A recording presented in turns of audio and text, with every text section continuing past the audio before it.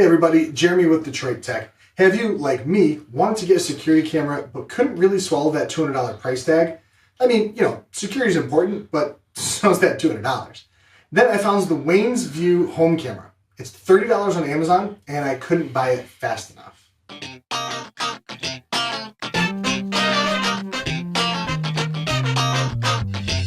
$30, I wasn't expecting much, even considering the great reviews. Now, unboxing it, it's a plastic shell, a little ball and socket joint into the base.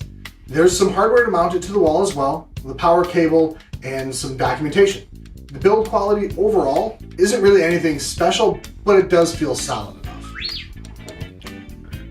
It's pretty clear right away this is a stationary camera. It doesn't swivel around, track things for you, but I do have it in a corner of my office, so the 120-degree viewing angle does let me see really everything I need to. Getting it connected didn't look like it was going to be an issue.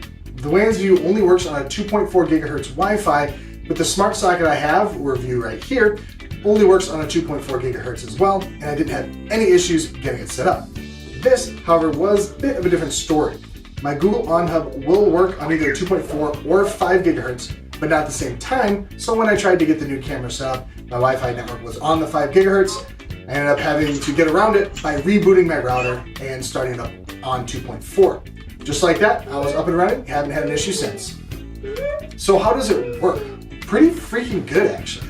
It's a pretty good picture considering it is only 720p. You can drop it down to 480p in the app if you would like a little bit of less lag when there's motion in your room.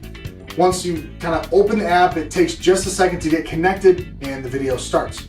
There's a control view to change the brightness and contrast, to start recording, take a picture, as well as rotate the feed in case you have it sideways on the wall for some reason. There's also a multi-view for when you have multiple cameras set up. You can view up to 4 at a single time. I mentioned you can record or take pictures with this. These are stored locally on your phone and viewable just inside the app. They're nice and clean and would actually be very helpful if for whatever reason you need to send them to the authorities, if you had a break-in. Now the videos even capture audio. I mean, it's not audiophile grade, obviously, but I was able to hear, like a YouTube clip played at normal volume on my computer.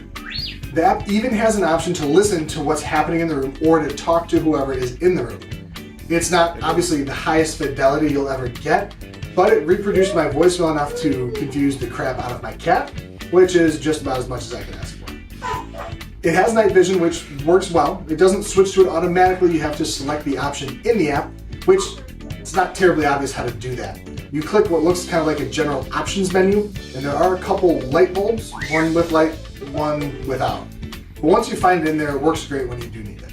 Overall, the experience in the app is, fine. It's not terribly intuitive, but if you mess around in it, you'll figure it out pretty easily enough.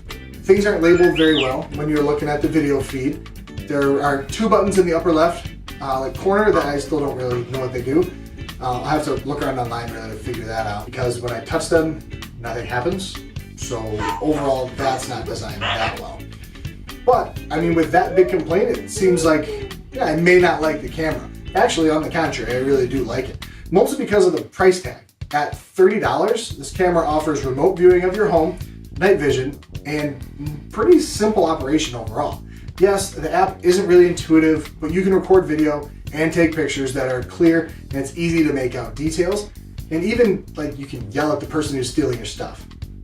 Overall, it's pretty sweet, and if you haven't gotten a home security camera or want some extra security and don't have 102, even more to drop on it, this is definitely the way to go. So thanks for watching, everyone. If this gave you information you need to help keep your family safe, hit the thumbs up and subscribe. If you think security cameras are dumb, hit the thumbs down.